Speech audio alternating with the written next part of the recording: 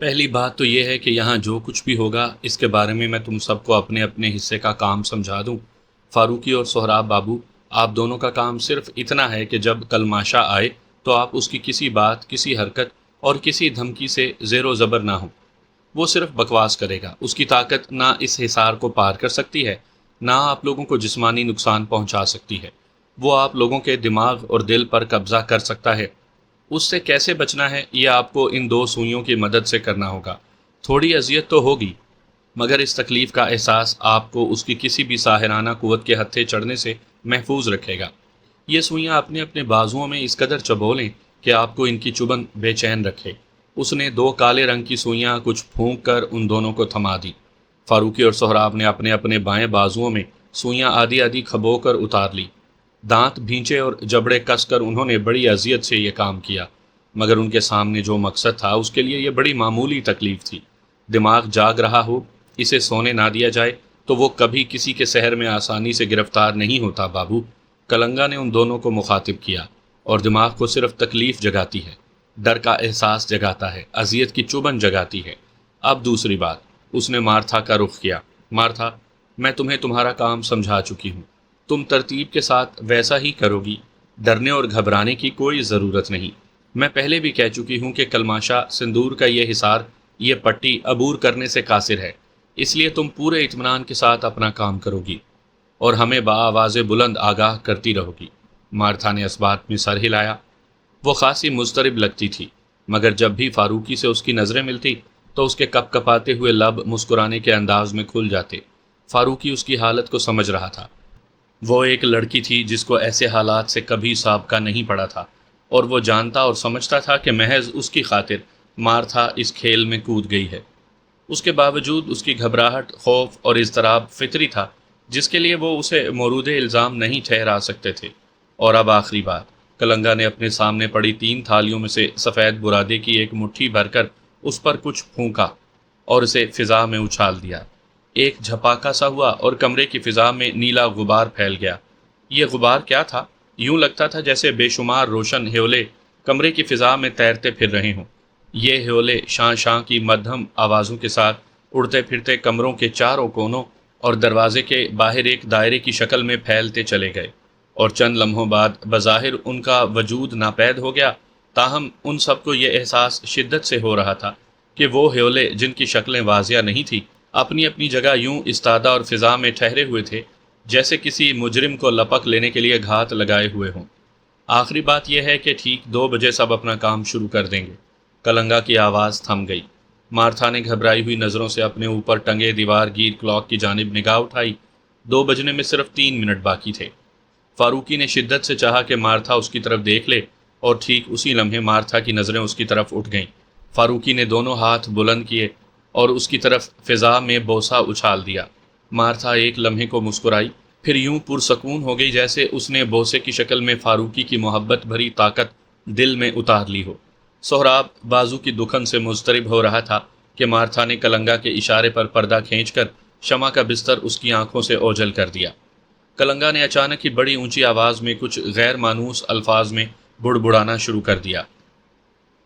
شمع نے گھبرا کر اچانک آنکھیں کھول دی۔ مارتھا نے اس کا بدن بستر کے ساتھ ہلکی بندشوں کے حلقوں میں باندھ دیا تھا۔ وہ اپنی مرضی سے حرکت نہیں کر سکتی تھی۔ اسے سارے بدن میں بے چینی اور اینٹھن کا احساس ہو رہا تھا۔ اس کے گردن تک کھینچی ہوئی سفید چادر کے نیچے اسے اپنے بدن پر تیرتے ہوئے مارتھا کے ہاتھوں نے نیند سے بیدار کر دیا تھا۔ یہ کیا ہو رہا ہے؟ تم کیا کر رہی ہو نرس؟ اس نے تیزی سے پوچھا۔ وہ اس وقت پوری طرح اپنے حواس میں تھی۔ مسز سہراب، آپ پلیز خاموش رہیں، مارتھا نے خون آلود روئی باسکٹ میں پھینکتے ہوئے تشویش بھری آواز میں کہا۔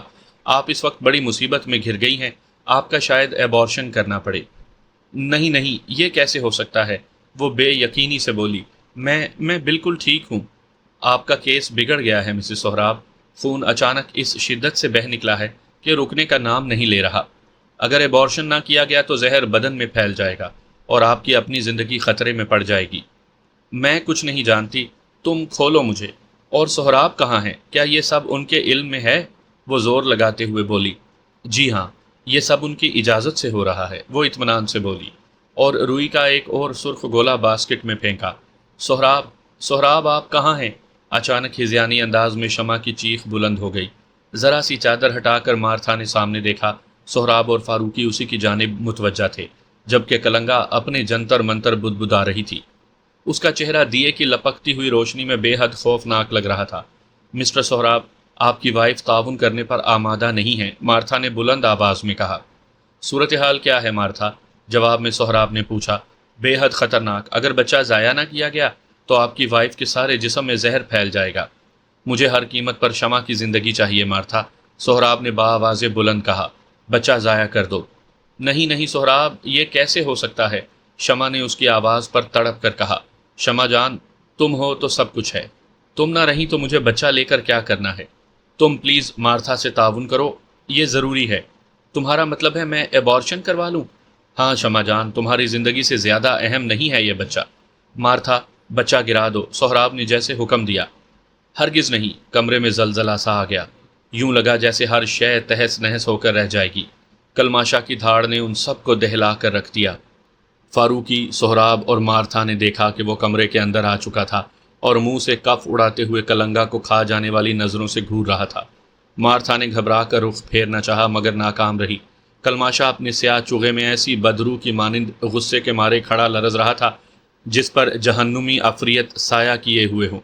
उसकी सफ़ेद दाढ़ी बहुत छोटी होकर स्याही माइल हो चुकी थी और चेहरे पर नहूसत ने वो रक्स शुरू कर दिया था जिसे लानत के अलावा कोई नाम दिया जाना मुमकिन नहीं था। ये बच्चा ज़ाया नहीं किया जाएगा। ये मेरी ज़िंदगी की आखिरी उम्मीद है जिसके सहारे मैं अब तक सांस ले रहा हूँ। ये मेरी साहिराना और मावराई दुनिया का बेताज बादशाह है। मैं इसे हर कीमत पर जिंदा देखना चाहता हूँ। वो पागलों की तरह मार्था की तरफ बढ़ा, मगर सिंदूर की पट्टी पर पहुँचते ही जैसे किसी ने उसे उठाकर दीवार पर दे मारा। उसके हलक से बेइख्तियार चीख निकल गई, और वो चीख क्या थी? यूं लगता था जैसे हज़ारों बदरूहें अपने से ज़्यादा किसी बदहैयत शय को देखकर खौफ से चिल्ला उठी हों। कलंगा ने पट से आंखें खोलीं और कलमाशा की तरफ देखा। वो दर्द से कराहता हुआ फर्श से उठ गया था और अब मार्था के बजाय कलंगा की तरफ बढ़ रहा था। रुक जाओ कलमाशा। अपने गिर्द खींचे हुए हिसार के करीब पहुंचते ही कलंगा ने उसे हाथ उठाकर रोक दिया। आगे बढ़े तो भस्म हो जाओगे। क्या मतलब? कलमाशा ठिठक कर रुक गया। तुम मुझे भस्म करोगी? तुम? वो हैरत और तमस्खर से बोला। नहीं कलमाशा, तुम अपनी ख़त्म होती हुई ताकत के हाथों भस्म हो जाओगे। कलंगा ने उसकी जानिब बड़ी सर्द निगाहों से देखा। ख़त्म होती हुई ताकत? क्या कहती हो? वो धाड़ा। अपना जायज़ा लो कलमाशा, अपनी कुव्वतों के ज़ख़ीरों को टटोलो। उसे दीमक खा गई है, कलंगा ने उसे आगाह किया। कलमाशा ने चौंक कर बेयकीनी से उसे देखा। आंखें मूंद कर एक पल को कुछ महसूस किया और दूसरे ही लम्हे उसके चेहरे पर हैरत, खौफ और बेइत्मीनानी ने शब खून मार दिया। रके दूं? वो सरसराया। हाँ कलमाशा, कलंगा ने खनखनाते लहजे में कहा। रके दूं? जिसे तुमने अपने ज़ख़ीरे में कैद किया था, वो तुम्हारा सारा तोशा चट कर गया। हाँ। वो बल खाकर नाचते हुए अपने बाल नोचने लगा। ये सब क्या हुआ कलंगा? मेरे साथ ऐसा मत कर। देख, मैं तुझे हर वो कुव्वत बख्श दूंगा जिसे तू मांग सके। मेरे रास्ते से हट जा कलंगा। ये बच्चा ज़ाया होने से मैं नाली का कीड़ा बनकर रह जाऊंगा। मुझ पर रहम कर कलंगा, रहम कर। वो घुटनों के बल गिरते हुए उसके आगे हाथ जोड़कर गिड़गिड़ा उठा। रहम? तुझ पर? कलंगा ने नफरत से कहा। क्या तूने उस वक्त मुझ पर रहम किया था जब तू मेरी अरफा को बेआबरू करने के लिए मेरी आंखों के सामने उसे अपने पास हर रोज़ बुलवा लेता था और मैं हर रोज़ तेरे आगे माथा रगड़ा करती थी, गिड़गिड़ाया करती थी, रोया करती थी? क्या तूने एक बार भी मेरी आवाज़ सुनी थी? फिर आज मैं क्यों तुझ पर रहम करूं कलमाशा? क्यों? कलंगा, कलंगा। वो चारों हाथों पैरों पर चलते हुए उसके हिसार के बाहर आकर रुक गया। मुझे ये सज़ा न दे, ये सज़ा ना दे मुझे माफ़ कर दे। ये बच्चा, तू जानती है ये बच्चा ही मेरे लिए सब कुछ है। मैं इसको किसी कीमत पर ज़ाया नहीं होने दूंगा। वो चीख उठा। अच्छा? कलंगा ने उसे तंज से मुखातिब किया। तो रोक ले, रोक सकता है तो रोक ले कलमाशा। फिर उसने मार्था की जानिब निगाह की। मार्था, बच्चा गिरा दे। शमा की ज़िंदगी से ज़्यादा कीमती नहीं है बच्चा। नहीं। कलमाशा ने पागलों की तरह हाथ बढ़ाकर कलंगा की गर्दन दबोचना चाही, मगर जूं ही उसका हाथ हिसार के अंदर दाखिल हुआ, उसे यूं आग लग गई जैसे उसका बाजू किसी सूखी लकड़ी से तराशा गया था। वो चीखते हुए पीछे हटा और फर्श पर लोट पोट होने लगा। आग बुझी नहीं। फारूकी और सोहराब ने खुद को एक कोने में समेट लिया ताकि वो फर्श पर लुढ़कते हुए कलमाशा की जद में ना आ जाएं। آگ بڑھتے بڑھتے کلماشا کے شانے تک آئی تو اس نے دوسرے ہاتھ سے جلتے ہوئے بازو کو پکڑ کر زور سے جھٹکا دیا۔ بازو شانے سے الگ ہو گیا۔ اس نے زور سے گھما کر اسے کمرے کے دروازے سے باہر پھینک دیا اور خون آلود چراند چھوڑتے شانے کو دوسرے ہاتھ سے تھپ تھپانے لگا تاکہ آخری چنگاریاں بھی بجھ سکیں۔ ساحر اعظم کلماشا بائیں بازو سے محروم ہو گیا تھا۔ ہا ہا ہا، کلنگا بے اختیار ہنس پڑی۔ تیرا ایک بازو تجھ پر قربان ہو گیا کلماشا، بڑا وفادار تھا تیرا بازو، ہے نا؟ بکو مت، وہ غصے سے بے قابو ہو گیا۔ مسٹر سہراب، بچہ، نہیں نہیں، آگے کچھ مت کہنا، کچھ مت کہنا۔ چیختا دھاڑتا کلماشا اچانک سہم گیا۔ اس کی سٹی جیسے گم ہو گئی۔ وہ ایک دم کسی بے آسرا اور لاچار خزاں رسیدہ درخت کی طرح ٹنڈ منڈ دکھائی دینے لگا تھا۔ بچہ محفوظ ہے نا؟ ہے نا؟ وہ منت کے لہجے میں فرش پر گھسٹ کر مارتھا کی جانب بڑھا۔ بچہ ضائع ہو گیا ہے مسٹر سہراب، مارتھا نے کہا اور دونوں ہاتھوں پر اٹھا کر ایک نامکمل بچے کی لاش بلند کر دی جو خون آلود سفید کپڑے میں لپٹا ہوا تھا۔ ضائع ہو گیا؟ بے اختیار کلماشا کے ہونٹوں سے نکلا۔ یہ کیسے ہو سکتا ہے؟ وہ بے یقینی سے مارتھا کے ہاتھوں پر بلند بچے کو خوف بھری نگاہوں سے گھورتے ہوئے بولا، یہ کیسے ہو سکتا ہے؟ یہ تو ہو گیا کلماشا۔ کیسے ہو گیا یہ؟ وہ اتنے زور سے چیخا کہ اس کا گلا پھٹ گیا۔ میں نے کتنی منتیں کی تم لوگوں کی، میں نے کتنی مجبوری بتائی تمہیں اپنی، میں نے کتنے لالچ دیے ہیں کلنگا، مگر تم لوگوں نے میری ایک نہ سنی، ایک نہ مانی اور بچہ ضائع کر دیا۔ میرا زندگی بھر کا خواب چکنا چور کر دیا۔ وہ پاگلوں کے سے انداز میں ایک ایک کو گھورتے ہوئے بولا۔ اسے اپنے بازو کی تکلیف یاد تھی، نہ اپنا معذور ہو جانا۔ وہ تو ایک ہی نقطے پر بولے جا رہا تھا۔ اس کے دماغ کی سوئی ایک ہی بات پر اٹک گئی تھی۔ میں نے تم سے کہا تھا اپنا بچہ مجھے دے دو، مجھے یہ بچہ چاہیے، مگر تم نے مجھ پر رحم نہ کیا، وہ پاگلوں کے انداز میں بولا۔ اب اس کا رخ کسی کی طرف نہیں تھا، وہ تو جیسے خود سے باتیں کر رہا تھا۔ تم نے مجھے معاف ہی نہ کیا، کتنے ظالم ہو تم۔ میرا بچہ، میرا بادشاہ ہلاک کر دیا تم نے۔ مجھے میرا بچہ مجھے دے دو، مجھے میرا بچہ دے دو۔ تمہیں ابلیس کی قسم، تمہیں شیطان کا واسطہ، مجھے میرا بچہ دے دو، میرا بچہ دے دو۔ دیکھو عرفہ، ان لوگوں نے ہمارا بچہ مار دیا ہمارا بچہ۔ وہ زور سے چیخا اور بچوں کی طرح رو پڑا۔ میرا بچہ، میرا بچہ۔ وہ باری باری ان سب کو کھوئی کھوئی نظروں سے دیکھنے لگا اور آخر اس کی نظریں مارتھا پر آ کر رک گئیں، جو بچے کی لاش کو اٹھائے کھڑی اسے دیکھ رہی تھی۔ میرا بچہ، یہ میرا بچہ ہے نا، تم نے اسے مار دیا، اب اس کی لاش ہی مجھے دے دو، لاش ہی دے دو۔ وہ آگے بڑھا۔ اس نے قطعاً حصار کی پرواہ نہ کی، وہ تو جیسے حواس سے بیگانہ ہو چکا تھا۔ میرا شہنشاہ مر گیا، اس کی لاش مجھے دے دو، میں اسے زندہ کر لوں گا، میں اپنے مالک ابلیس سے کہوں گا، وہ اسے زندہ کر دے گا، لاؤ اس کی لاش مجھے دے دو۔ جو ہی وہ حصار سے ٹکرایا، کسی نادیدہ قوت نے پھر اسے اٹھا کر دیوار پر دے مارا۔ وہ ڈکراتا ہوا الٹ پلٹ ہو کر فرش پر لڑکھنیاں کھانے لگا اور جب اٹھا تو اس کے ہونٹوں پر فریاد سی تھی، پہلے میرا بچہ مار دیا، اب مجھے مارتے ہو؟ مارو، مارو مجھے، مگر میں اپنے بچے کی لاش کو لے کر جاؤں گا، مجھے اسے زندہ کرنا ہے، زندہ کرنا ہے، اس کی حکمرانی ہی تو مجھے امر کرنے والی ہے، لاؤ یہ بچہ مجھے دے دو۔ وہ مسکراتے ہوئے مارتھا کی طرف بڑھا۔ مارتھا نے کلنگا کی طرف دیکھا، اس نے آنکھ سے اشارہ کیا۔ مارتھا نے بچہ سینے سے لگا لیا۔ نہیں، میں یہ بچہ تمہیں نہیں دے سکتی، یہ تمہیں دیکھ کر ڈر جائے گا، تم بہت خوفناک ہو، شیطان ہو، جاؤ یہاں سے، تم اسے ڈرا دو گے۔ نہیں نہیں، میں اسے کیسے ڈرا سکتا ہوں، یہ تو میرا بچہ ہے، میں اس کا باپ ہوں، میں اسے ڈراؤں گا نہیں، کھلاؤں گا، ہنساؤں گا، اس کے ساتھ کھیلوں گا، دیکھو دیکھو یہ میرے ساتھ کھیلے گا تو سب ٹھیک ہو جائے گا، ہا ہا ہا، سب ٹھیک ہو جائے گا، ہا ہا ہا، لاؤ میرا بچہ، ہا ہا، میرا بچہ مجھے دے دو۔ وہ دیوانوں کی طرح بلند و بانگ کہہ لگاتا ہوا مارتھا کی طرف بڑھا، پھر آدھے راستے سے ہی پلٹ گیا۔ میرا بچہ، وہ فاروقی اور سہراب کی طرف دیکھ کر ہنستے ہوئے مارتھا کی طرف انگلی سے اشارہ کرنے لگا۔ میرا بچہ اچھا ہے نا؟ وہ ان سے پوچھ رہا تھا۔ خوبصورت ہے نا؟ ہا ہا ہا، میرا بچہ، میرا بچہ مجھے دے دو، مجھے دے دو، مجھے دے دو۔ وہ اچانک ناچ اٹھا، اس نے زور سے زمین پر پاؤں مارا اور ایک پھریری لے کر پلٹا۔ دروازے کی جانب رخ ہوتے ہی وہ رکا۔ ارے دروازہ کھلا ہے، بچے کو ٹھنڈ لگ جائے گی، میرے بچے کو ٹھنڈ لگ جائے گی، ہاں ہاں میرے بچے کو۔ وہ پاگلوں کی طرح دیوانہ وار کہہ لگاتا ہوا دروازے کی طرف بھاگا، باہر نکلا اور کوریڈور میں اس کے دوڑتے ہوئے قدموں کی آہٹیں گونجنے لگیں جو آہستہ آہستہ معدوم ہو گئیں۔ اس کے کہوں کی آواز باز گشت کے ساتھ غائب ہو گئیں۔ کتنے ہی بوجھل لمحے گزر گئے۔ تب کلنگا نے گلے سے سفید مالا اتار دی اور انگلی میں گھماتے ہوئے فضا میں لہرائی۔ نیلا غبار جیسے آگ کی لپیٹ میں آ گیا۔ دوسرے ہی لمحے وہاں کی فضا صاف ہو گئی۔ کلنگا اٹھی اور دیا بجھا کر حصار سے نکل آئی۔ فاروقی اور سہراب کے بازوؤں سے اس نے سوئیاں نکال دی۔ مارتھا نے اجازت طلب نظروں سے اس کی جانب دیکھا۔ آ جاؤ بیٹی، وہ چلا گیا، ہمیشہ کے لیے، کبھی نہ لوٹ کر آنے کے لیے۔ مارتھا نے چادر سمیٹی اور لپک کر باہر چلی آئی۔ شمع کو سب آوازیں آ رہی تھیں اور وہ مختل حواس کے ساتھ اب تک کی ساری باتیں سن رہی تھی۔ سہراب نے جلدی سے جا کر اس کی بندشیں کھولیں اور اس پر سے چادر ہٹا دی۔ اس نے جلدی سے اپنا جائزہ لیا، وہ بالکل ٹھیک تھی، اس کی کوکھ سلامت تھی۔ ہاں، اس کے پہلو میں سرخ رنگ کا ایک ڈبہ پڑا تھا جس کے ساتھ ہی روئی کے گالے پڑے تھے۔ مارتھا اس رنگ میں روئی کے گالے ڈبو ڈبو کر خون آلود ظاہر کرتی رہی تھی۔ وہ سمجھ میں نہ آنے والے انداز میں سہراب کو دیکھ رہی تھی۔ سہراب نے اس کو باہوں میں سمیٹ لیا، اس کی زلفوں کو بوسہ دیا۔ کچھ مت پوچھو جان، سب بتاؤں گا، مگر ابھی نہیں۔ ابھی صرف یہ سمجھ لو کہ آج ہم اس ابلیس کے سحر سے آزاد ہو گئے، ہمیشہ کے لیے۔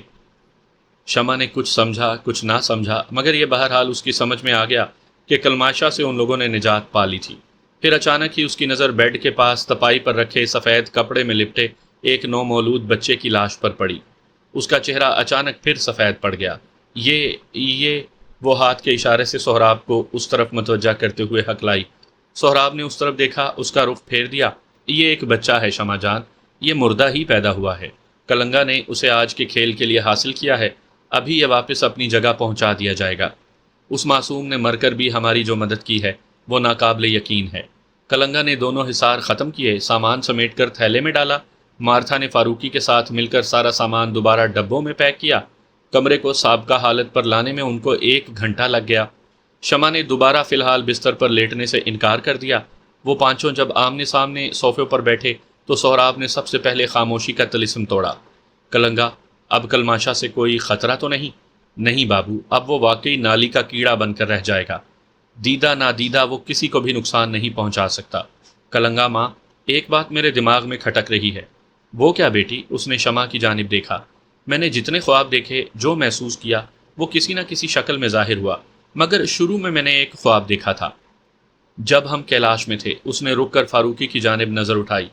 میں نے دیکھا تھا کہ اللہ نہ کرے فاروقی بھائی کلماشا کے ہاتھوں، وہ کہتے کہتے رک گئی، ہلاک ہو گئے۔ اس کے ہاتھوں میں میری کٹی ہوئی گردن ہے۔ فاروقی نے اس کی بات پوری کر دی۔ آپ کو کیسے معلوم؟ وہ حیرت سے بولی۔ اس رات جب آپ سہراب کو اپنا خواب سنا رہی تھی تو میں اتفاق سے آپ کے کمرے میں کھڑکی کے پاس سے گزر رہا تھا۔ آپ کے آخری الفاظ میں نے سن لیے تھے، فاروقی نے مسکرا کر بتایا۔ مگر آپ یہی پوچھنا چاہتی ہیں نا کہ میں اب تک زندہ کیسے ہوں؟ وہ اب بھی مسکرا رہا تھا۔ جی ہاں، وہ گڑبڑا گئی۔ شمع بھابھی، طاغوت کی ہر سوچ پوری ہو جائے یہ ضروری نہیں، اور ایسا ہونے لگے تو خالق کل کی طاقت کو، اس کی مشیت کو ہم کہاں فٹ کریں گے؟ کس خانے میں ایڈجسٹ کریں گے؟ کلماشا آپ کو جو کچھ دکھا رہا تھا وہ محض آپ کو خوف زدہ کرنے کے لیے تھا۔ آپ کے سامنے وہ بارہا عرفہ کی بگڑی ہوئی شکل لاتا رہا، آپ کو دہشت زدہ کرتا رہا، جبکہ اس کی کوئی حقیقت ہی نہیں۔ بالکل اسی طرح وہ خواب بھی تھا۔ ہو سکتا ہے کہ کلماشا کے منصوبوں میں میرا قتل بھی کسی جگہ ضروری ہو، مگر قدرت نے اسے اس کی مہلت ہی نہیں دی۔ اسے ایسی اپنی مصیبت پڑی کہ وہ باقی سب کچھ بھول گیا۔ تم ٹھیک کہہ رہے ہو، اب آگے کا کیا پروگرام ہے؟ سہراب نے اسے مخاطب کیا۔ سہراب بابو، کلنگا نے اسے والہانہ دیکھا، تم جب مجھے ماں کہتے ہو نا، جی تو چاہتا ہے ہمیشہ کے لیے تم لوگوں کے قدموں میں رہ جاؤں، مگر یہ ممکن نہیں ہے۔ کیوں ممکن نہیں ہے؟ شمع نے تیزی سے پوچھا۔ اس لیے بیٹی، میں کسی اور دنیا سے تعلق رکھتی ہوں، جہاں میری عرفہ اور سنتور بے چینی سے میرا انتظار کر رہی ہیں۔ اس دنیا میں میرا جتنا قیام تھا وہ ہو چکا۔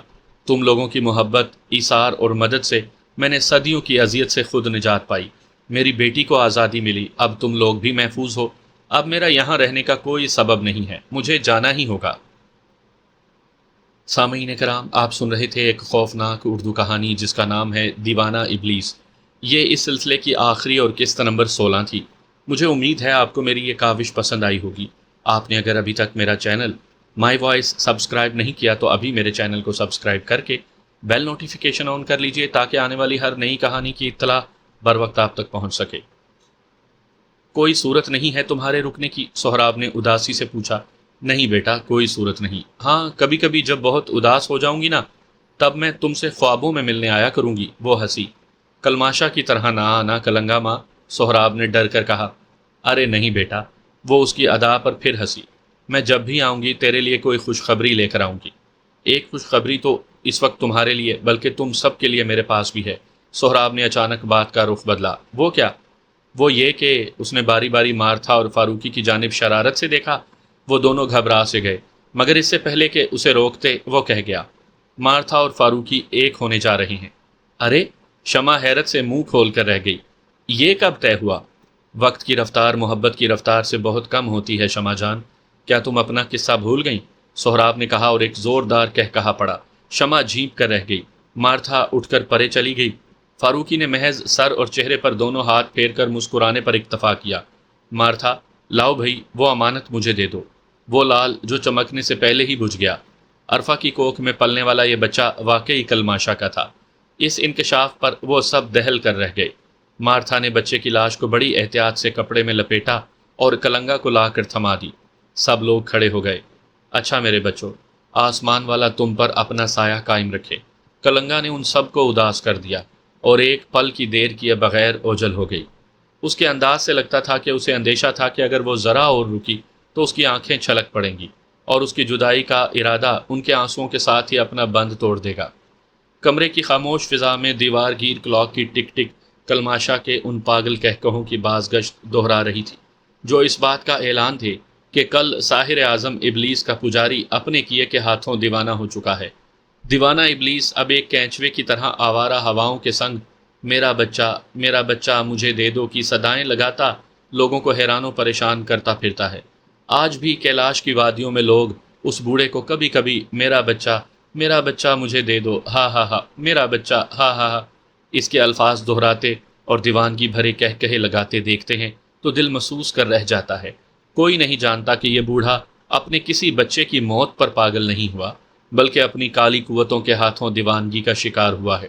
کلماشا، دیوانہ ابلیس، اگر کیلاش کی وادیوں میں کہیں آپ سے ٹکرا جائے تو اپنے بچے کو اس کے قریب مت جانے دیجیے گا، کیونکہ وہ کئی بار لوگوں کے معصوم بچوں کو اٹھا کر بھاگ نکلتا ہے اور اس بری طرح بچے کو بھینچ کر سینے سے لگاتا ہے کہ بچے کا سانس ہی رک جائے۔ کلماشا کی یہ دیوانگی اس کی وہ سزا ہے جس کا آغاز تو ہو چکا ہے، مگر اس کا اختتام کب ہوگا یہ کوئی نہیں جانتا۔